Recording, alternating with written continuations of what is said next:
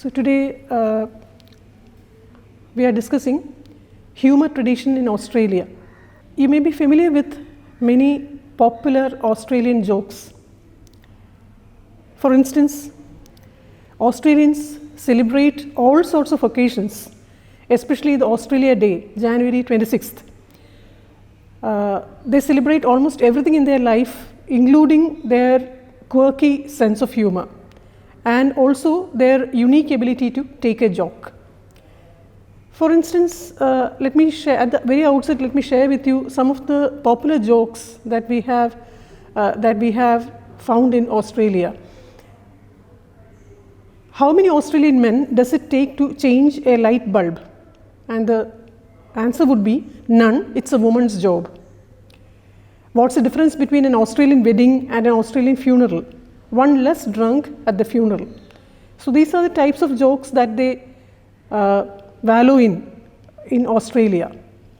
And we also have another joke about the Melbourne football team. What's the difference between Cinderella and the Melbourne football team?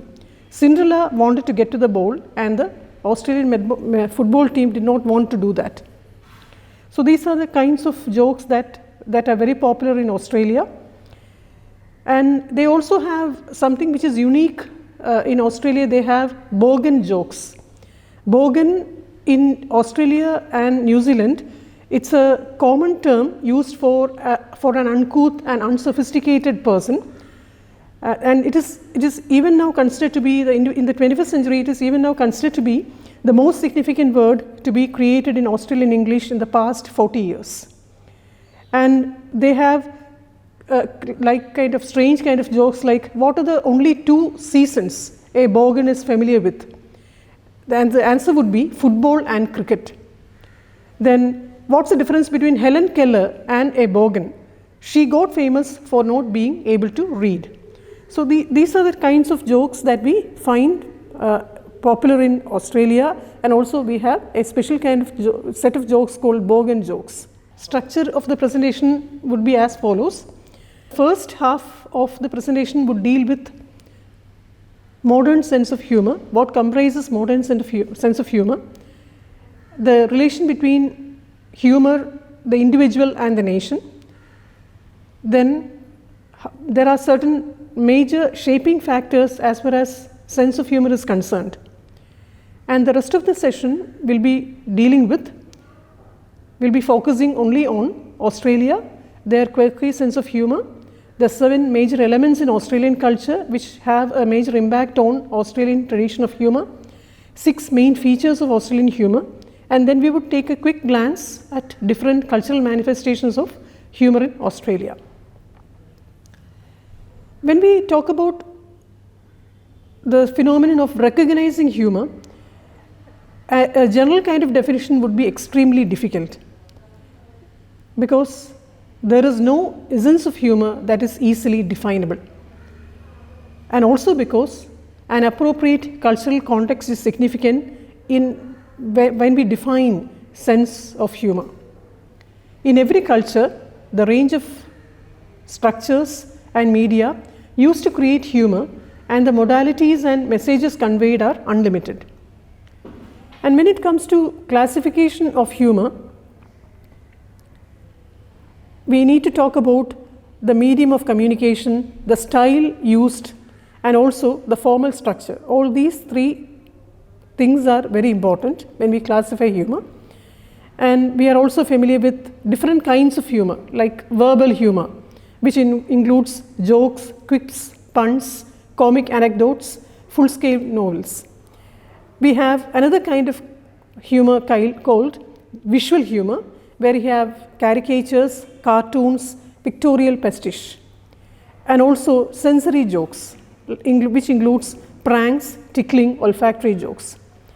And when we come to the discussion of modern sense of humor, different humorous styles or flavors run the gamut from warm and sunny to black and bitter, from carefree nonsense to biting satire. So the gamut is so wide that it is very difficult for people who are unfamiliar with various tints of humor to pinpoint to which category it belongs. So sense of humor itself is a very complex phenomenon, although humor is not so complex. And if we take a look at the new terms which are being incorporated in the 21st century dictionaries, you would get an idea about that, because dictionaries, they have a very difficult time, they have a very difficult challenge when it comes to including new sense of words, and they struggle to cope with very recent usages. I'll just mention a few.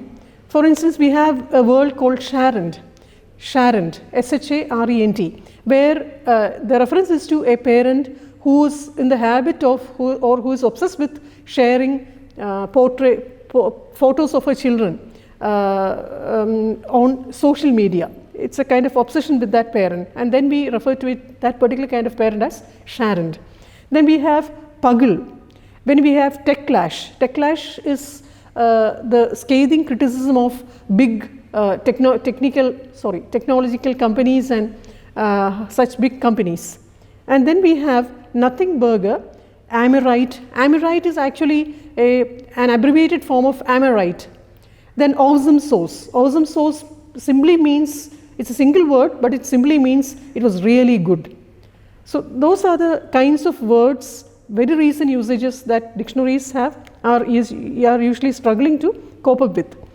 And when it comes to humor, the tradition of humor, we need to consider the fact that around the world, the modern sense of the term humor is connected with the concept of the individual and the nation, because attitudes and tastes differ depending on circumstance and personal preferences.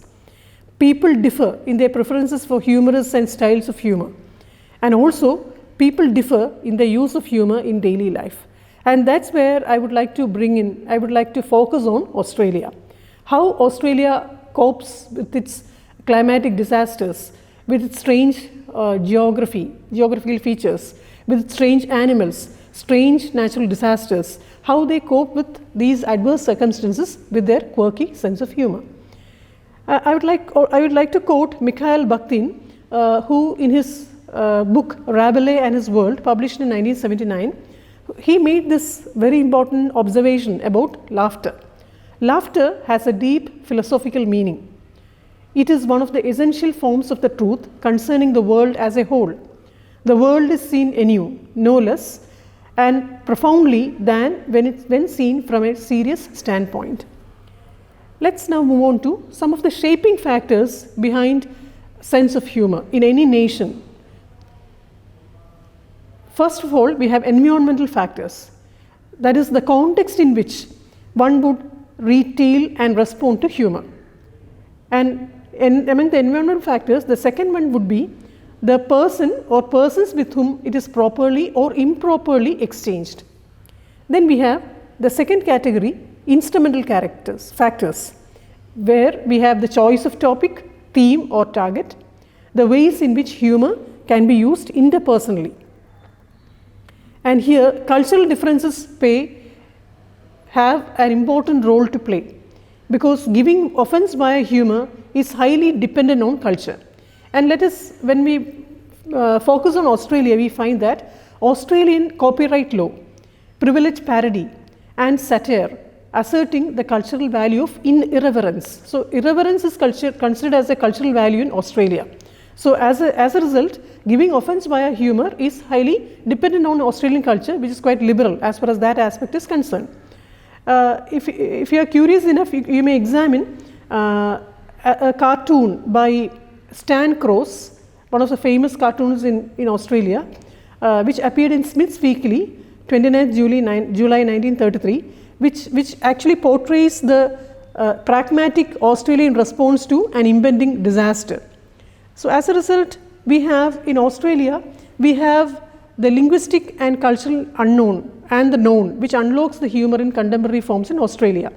And as far as Australia is concerned, humor is scarcely a new phenomenon, because the nation itself has a hallowed tradition of joking. There are three major narratives in Australian history, and all these three narratives have had their own influence on the Australian sense of humor.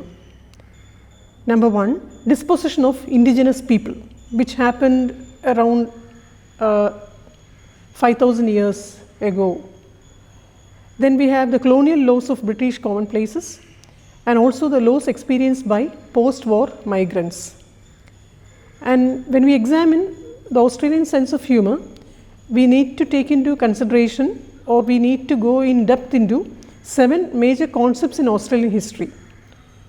First concept, it was a penal colony, because that was the place where Britishers used to dump their hardcore convicts in the early 17th and 18th centuries. So Australia started off as a penal colony, a place where convicts could be dumped. Then we have frontier origins. Frontier origins play a major role in the development of Australian sense of humor. And convictism. The first people who came to Australia were convicts, as I've already mentioned, and Australia as a strange geographical land was put to labor by the convicts who were dumped there from Ireland and England. Another major concept is mateship. Mate itself is a unique Australian English word. Mateship suggests a very strong bonding among male population. Especially when we examine Australia's history, we find that the gold rushes, whaling as an industry, all these demanded collaboration among men, and as a result a kind of a strong mateship developed among them. It was a strange kind of friendship, and therefore mateship is one of the major founding factors as far as Australian life is concerned.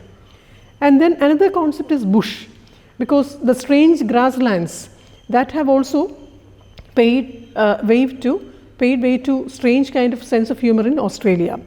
Also the gold rushes, because in the late 1890s also gold excavations began to happen in Australia, and that too invited all people from all kinds of nationalities to converge in Australia, and that gave rise to a quirky sense of humor. And the last one, the stolen generations, a very tragic thing which happened after British colonization of Australia in 1788.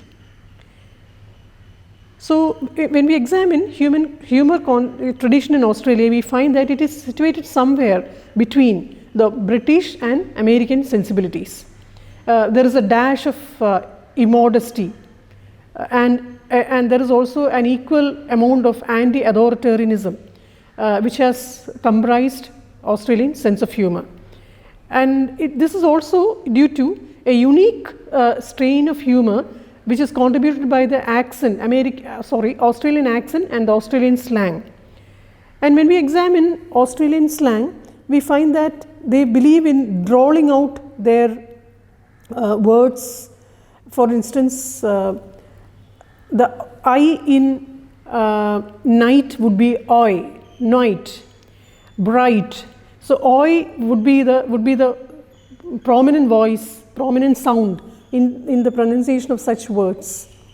So and also the terminology is also may also appear to be equally strange to newcomers in Australia and also to migrants in Australia, because they very frequently they use outback.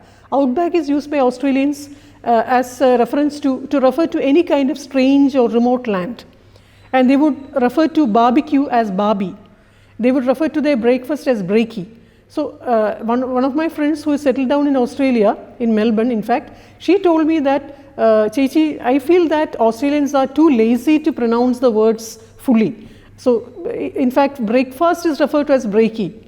So what would be more evident more than that? She was telling me the other day. So and they are also very famous for their Australian slang. For instance, good day. Good day would mean how are you? Hello, how are you? Mate. If you are in Australia and somebody calls you mate, be assured that that person is considering you as his or her friend. So that part is assured. How are you going? So how are you going means how are you doing? How are things with you? So that is also a complimentary kind of thing when you are asked that thing by an Australian. Then another word, cricky. Cricky is an exclamation. So how was your vacation? If you ask an Australian, if he says, oh cricky, it was wonderful, that means it was extremely good. Then we have heaps good. That's also an exclamation very often used by Australians. Heaps good means very, very, very good. So that's the kind of thing. And fully sick. How was your vacation on the beach yesterday? So that person would say fully sick. So don't take it in the negative sense. Fully sick in the Australian sense of the slang means it was wonderful, very beautiful, extremely delicious, and all those kinds are associated with that. And then another word, true blue. True blue means genuinely, really. What Britishers would say really would be that same thing would be conveyed by Australian English by the term true blue. Blue is considered by Australians as a color of loyalty, friendship, fairness, and all those related things. So when it comes to humor tradition in Australia, I have made a list of around 6 concepts. For instance, in all these 6 concepts, we come across the preeminent use of or rather prominent use of humor. For instance, making fun of friends. Australians love to make fun of someone's bad habits, and they might even play a few practical jokes on really good friends. And it is actually a part of their building rapport and showing trust, and is also a signal of mutual respect, equality, and closeness. For instance, we have Australia is one of the famous nations which is famous for stand-up comedies, and in fact Australia ranks 3rd in the top 10 countries with the best sense of humor. And I'm unhappy to say that India does not figure in those first 10. Australia figures 3rd. It has the 3rd position. So Australia, we find many Australian stand-up comedies which celebrate making fun of friends. We have Hamish and Andy, Lano and Woodley, such very popular Australian stand-up comedies. And then we have the second concept is self-depreciation. Australians, maybe they owe it to their convict origins. They love making fun of themselves. So self-depreciation, it's a staple of Australian humor. And Australians are wary of showing off. They would never show off at any cost. It is used as a tactic to disarm others and also to prove that they do not think a lot of themselves. And it is a way of letting people know they do not think they are extra special and that everyone is on the same level. Humor tradition in Australia has another staple thing which is sarcasm. It is said they say things with such a straight face that it can go completely unnoticed, and it is influenced heavily by where the speaker is from. In fact, the speaker from Melbourne won't be saying the same joke or may not be sharing the same sarcastic note as a person from New South Wales or from Virginia or from Tasmania. They would have different levels of different shades of sarcasm. Another important constituent in Australian humor is dark humor. They joke about all kinds of things that might be considered in bad taste in other countries. In fact, you come across a lot of jokes about vomit. You come across jokes being made about the funeral. It may be seen, this streak may be seen as an effort to relieve the tension surrounding an object or a subject, or to look on the brighter side of things. Then another important thing which I would love to highlight is anti-authoritarianism. It is a major trait in Australian humor tradition, and it can be traced right back to its history as a penal colony. They are proud. Australians are proud of their country's convict heritage, and this stick it to authority attitude prevalent in Australia must originally offer its origin to convict heritage. And they have no qualms about making fun of politicians, royalty, or celebrities. Actually, I think Australia thrives on political cartoons more than any other country in the world. And it is another way that they can bolster the egalitarianism ideal that they hold close to their hearts. No one is allowed to escape derision in Australia, no matter who they are. Another thing is stereotyping. Australia, as we all know, it's a real melting pot of cultures, and there are definite classes too. But they love to exaggerate and fondly satirize all the types of Australians, including people who have come from other lands. So make sure that you may remain assured that if they make fun of you, they consider you as one among them. So it's a compliment, not a derogatory thing. So in fact, when we examine these various categories and shaping factors behind Australian tradition of humor, we may find that the humor tradition in Australia may be traced to various origins. It may have aboriginal connections, it may have multicultural connections, it may have connections with the impending climate disaster. So it is manifested in a diversity of cultural practices and pursuits. And definitely it is influenced by the convict origins of European Australian history. And today it is plentifully expressed in Australian slang as well as throughout Australian film, literature and other media. The outback and bronzed Aussie stereotypes are a rich source of Australian comedy. The urban rituals and exuberant cosmopolitanism of much of contemporary Australia owes its origin to the hallowed humor tradition in Australia. In fact, when we look up the literary part of Australia, we find that we have had writers like Henry Lawson, Banjo Patterson, who helped establish a tradition of laconic, ironic and irreverent wit in Australian literature. And that tradition has been continued even in the 21st century Australian literature.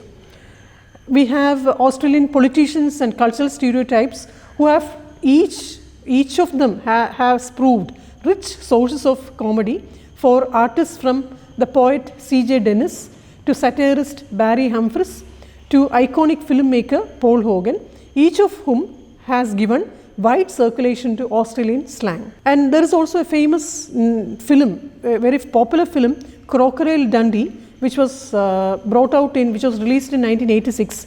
It's a film by the iconic film director Paul Hogan, and it in fact actually gave wide circulation to Australian slang. And when it comes to Australian cartoons, we have had plenty of cartoons, as I've already mentioned. There are cartoons making fun of white Australia policy, their double standard. Then indigenous Australian humor must also be paid special attention, because as far as Aboriginals in Australia are concerned, irony, satire, sense of humor, dark humor, all these are essential parts of their resistance and survival. And there are many cartoons have come up on indigenous issues, on climate change, the double standards which some governments take up on climate change, especially the recent bushfires which happened in November 2020. So all those impending disasters as well as the disasters which are happening right now, they have given a rich source of rich sources of food as far as Australian cartoonists are concerned. And they have also indulged in some anti-Indian cartoons which brought about some protests from Indian Parliament as well. And as in no other nation, we also come across large scale of humor awards and festivals held in Australia. We have in fact the annual MICF, Melbourne International Comedy Festival, which is one of the largest comedy festivals in the world. And so it's a popular fixture on the country's cultural calendar, and it's something which attracts huge numbers of tourists every year. And very recently, last year, they had introduced the Sydney Comedy Festival and also the Brisbane Comedy Festival. Because all these festivals not only celebrate their pure sense of humor, but they also attract large numbers of tourists from all around the world. And a Raw Comedy Award, it's something very unique to Australia. It is Australia's longest running and well-known national competition for emerging comedians. So that it's a pointer to the fact that even the Australian government, even Australian cultural proponents, they propagate comedy and all kinds of humor. And World's Funniest Island, it also began as an Australian comedy show, and it was held on Sydney Harbour in 2009. So to sum up, Australian humour is often dry, full of extremes, anti-authoritarian and ironic. And there are specific reasons behind these peculiarities. And before I sum up, I would like to dwell upon the differences between Australian and American humour, which you may be familiar with through Hollywood movies and Hollywood stand-up comedies, etc. So popular American humour tends to be quite straightforward, but the Australian sense of humour is otherwise. Americans say what they mean in an amusing way, and most American humour is gag based, that is clever one-liners or slapstick. Whereas Australians, they are much more sly with their humour. They tend to like to trick people into thinking something is true when it is actually patently ridiculous. For example, the famous drop bear. Drop bear is an imaginary concept, but when they develop this concept and present before us, we would feel that it is actually a real thing, something to be frightened about. So the famous drop bear comes into this category. Most Australian humour is character based. It is based on quirky human nature and is very irreverent. The ability to laugh at venerated things and at awesome and deadly things may, in time, prove to be one of Australia's greatest gifts to mankind. It is at bottom a spiritual laughter, a mirth that puts tragedy at bay. I would like to, let's just like I began with a few Australian jokes, I would like to conclude with a very popular Australian joke, which is even now very popular in Australia. For Australians would say, why are we considered, why is Australia considered as a dry continent?